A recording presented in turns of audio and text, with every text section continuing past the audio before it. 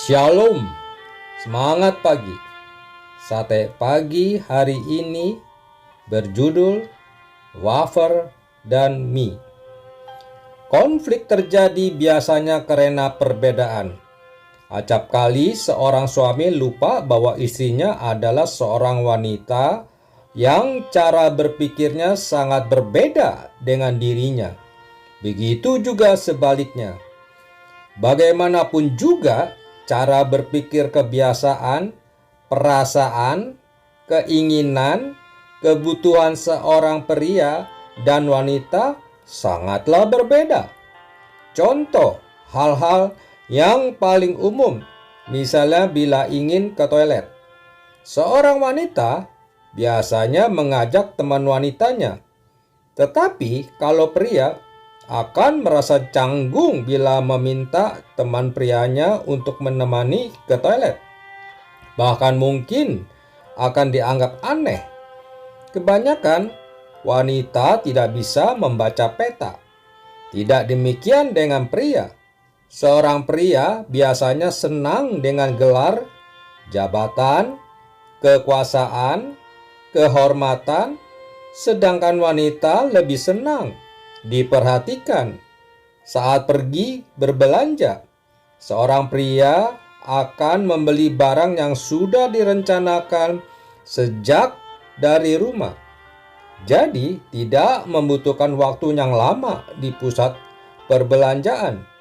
Sedangkan wanita kemungkinan besar akan membeli barang yang tidak direncanakan, bahkan terkadang tidak dibutuhkan. Salah satu perbedaan kaum Adam dan kaum Hawa yang sangat mencolok adalah dalam mengobrol. Saat mengobrol, seorang pria biasanya bertahap dalam membahas beberapa topik.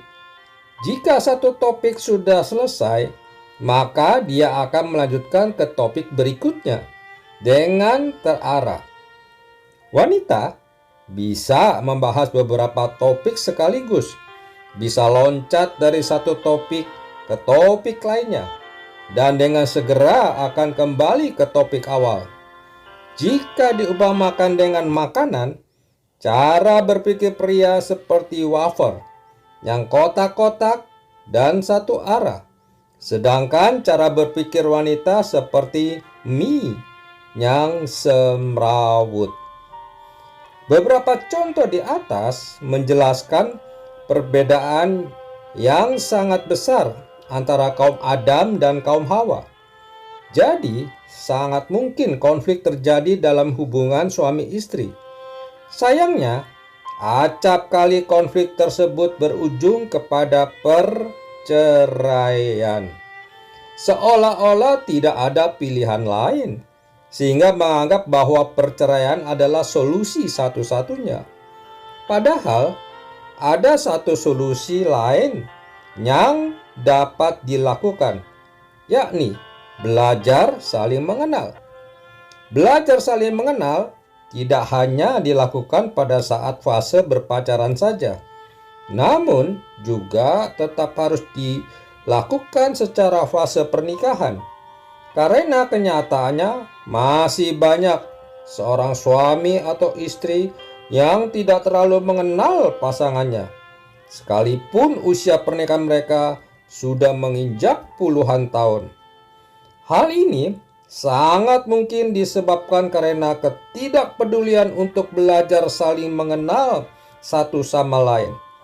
Dalam firman Tuhan dikatakan bahwa kita harus menghormati pernikahan, sebab pernikahan itu adalah sesuatu yang sangat sakral dan berharga di mata Tuhan.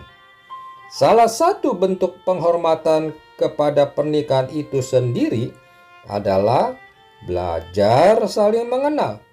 Sebab pria dan wanita diciptakan dengan kondisi yang sangat berbeda, seperti wafer dan mie.